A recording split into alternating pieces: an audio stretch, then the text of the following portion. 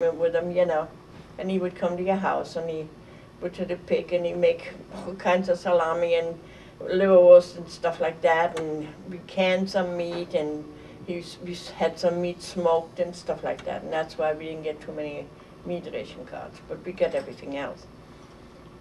But that's the way we lived until the World War was over with, and the Americans came to my particular town. It was the Americans that came first.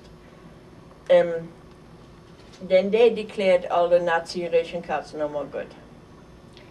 And they didn't have time yet to put new ones out. And that was really the toughest time we had. Because we literally could buy nothing to eat. Nothing. I used to get up in the middle of the night and go out in the fields and steal potatoes.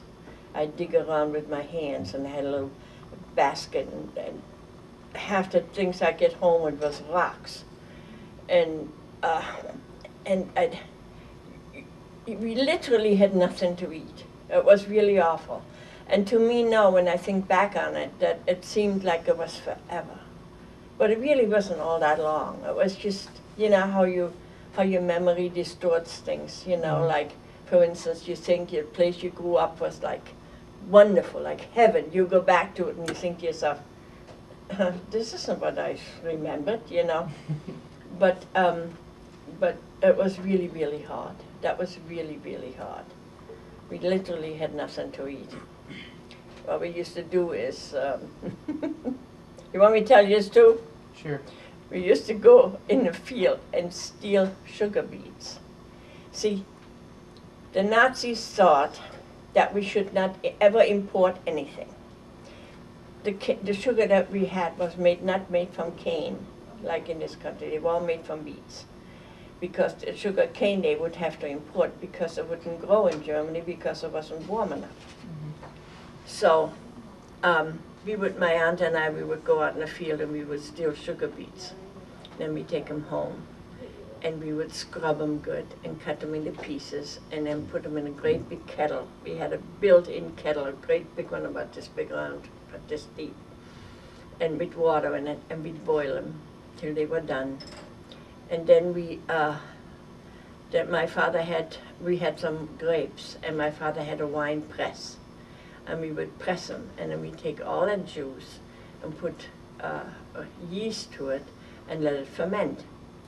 And I had a boyfriend who was studying to be a chemist, and he borrowed from the school, he borrowed some kind of a thing that, a great big long, always about this long, glass rod. It was about this big around, and inside that glass rod it had another glass rod that was like egg-shaped. And on the outside, and in the big, there was water going through it, cold water, and on the inside, the steam from the kettle where we were boiling this juice, very, very slowly, would the steam would go through, and the water would make the steam go back to, and you know, alcohol evaporates before water, right?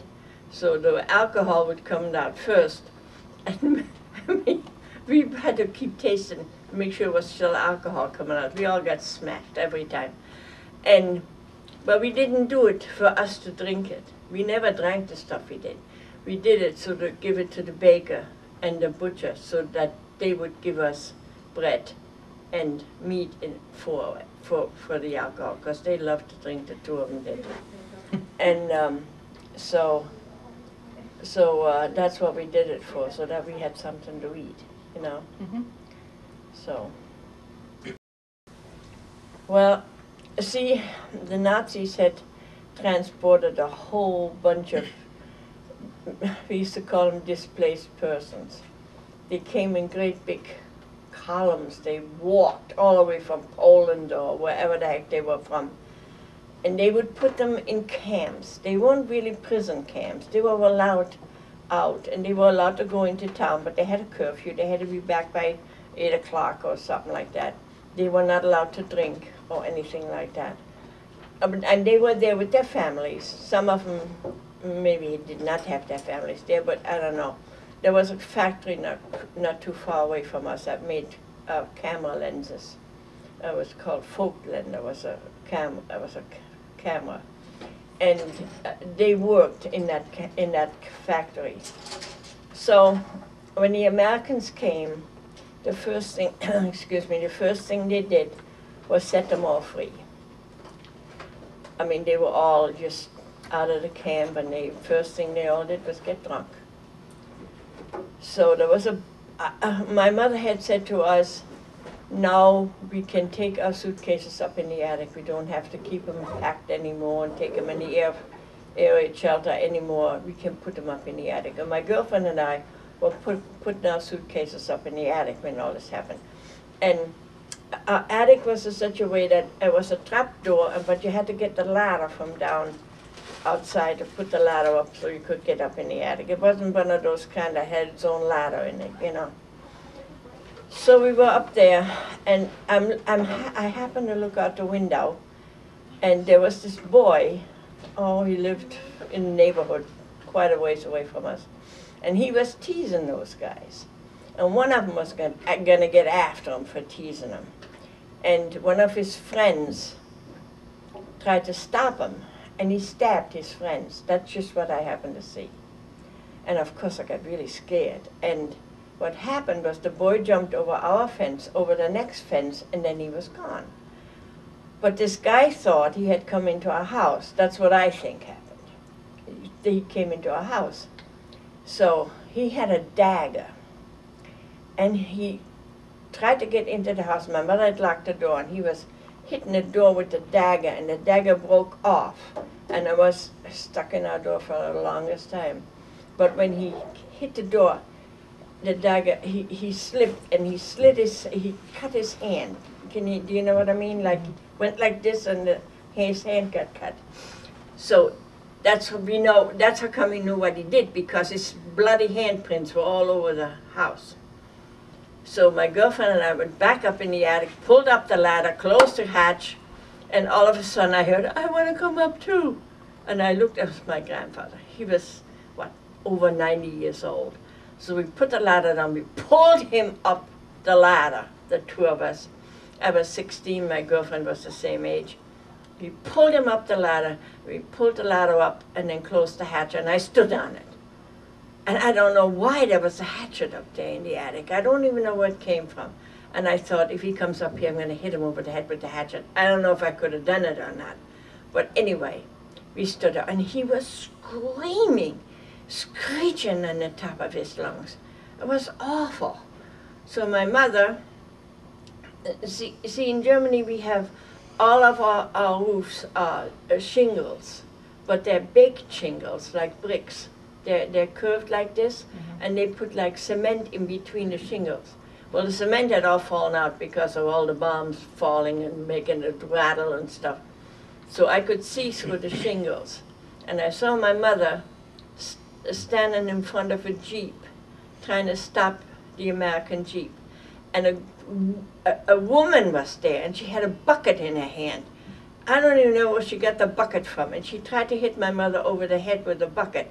I think she probably figured if she stopped the Jeep, somebody would go in and shoot this guy. And it was her boyfriend, the guy that was in our house. So our neighbor lady held up her arm, and she had a broken arm. That's how hard she hit that bucket. She would have probably killed my mother if it had hit my mother.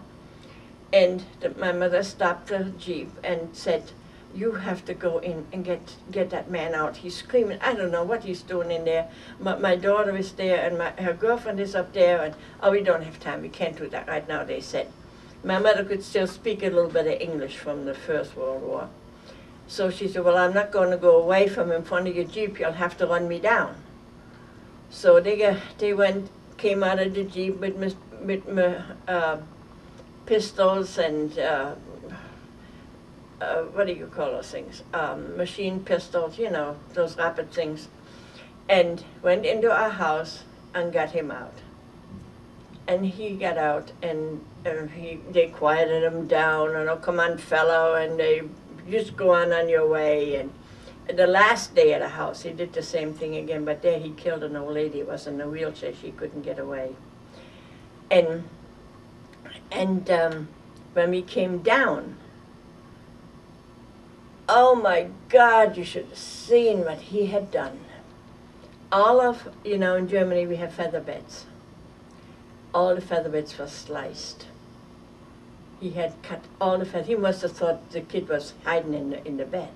And he had just sliced all the feather beds, of this much feathers all over the floor in our bedrooms. Every bedroom. And I know, and then he looked under the bed, and the reason we know that is because his bloody handprint was on top of the bed, like as if he was going to look under the bed, you know. What a mess it was. So anyway, then my mother said, and I kept yelling out the window, "Mom, we're all right, we're all right," but she was so upset she didn't even hear me. And she said, "See, the doctors always said, if I get myself really upset, I'm going to have a heart attack and die. See, I was really upset now. I was really upset. I've never been so upset in my life. I didn't have a heart attack." But 2 days later, she had a stroke, and she died from it. And my father wasn't there anymore, so we were orphans, the three of us. So that's that story. The Nazis had built, our house was the first house of the town.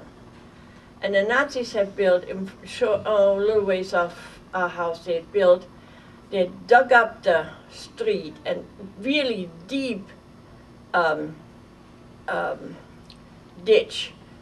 And on the side they had built a great big long building. They called it a Kartoffelbunker. That's what we called it. Kartoffel means potato, and bunker is something where you store something in. And they were going to store potatoes in this thing, but they never did because they built it so late there hadn't been another harvest, you know. So, and it was built so that it had like great big doors that you could open and drive a truck in, and then close them again, and nobody would even know you were there. And then drive the truck back out on the other side, meaning for the harvesters to pull the potatoes in the wagons in there, and then, you know. Anyway, so that's where my husband was driving supplies from Hanover to Magdeburg, and that's where the war was still going on. And they had told him to find a place where they could hide for the night, so that, because they had to go on the Autobahn, a little ways beyond where we lived. And if there was one truck that would go on the Autobahn, they would pick them off and kill the guys and rob the truck. The Germans that were still hanging around, you know, like guerrilla fighters, I was calling that. So they had to go on the Autobahn in the morning and wait there for a couple of more trucks to accumulate, and then when they form a convoy and go up to Magdeburg, then they wouldn't be bothered. So they saw this Kartoffelbunker, and they went in there and stayed there overnight. And they borrowed, I was not meant for anybody to stay there. They built a campfire, and they borrowed my pots and pans because our house was the first house. And they bought my pots and pans, and I always used to bring them back shiny, shiny, clean. And I one time said under my breath, "I wish you would bring them back dirty so we have something to eat." I didn't think they understood me, though. You know, I would have never said that if I'd have thought they understood me. But they did. And so from then on, they used to bring the pots back dirty. And they wouldn't cook their hot dogs. They would deep fry them, and then there'd be this much grease in a pot. And that's what we lived on for quite a while, and my brother, my sister, and I. And that's how I met him. And my brother could play the piano really, really well. And they would come in at night, not just my husband, a bunch of them would come in at night, and we'd all sit around and sing, and then they would say, "Hey, do you know this song?" And they'd start singing an American song, and my brother would say, wait a minute, let me get this, you know, and let me hear that melody again. And then he'd play it, and we just had such a good time together. And then he got transferred to Munich, but that's how I met him. And he was in our town for maybe 6 weeks, that's all.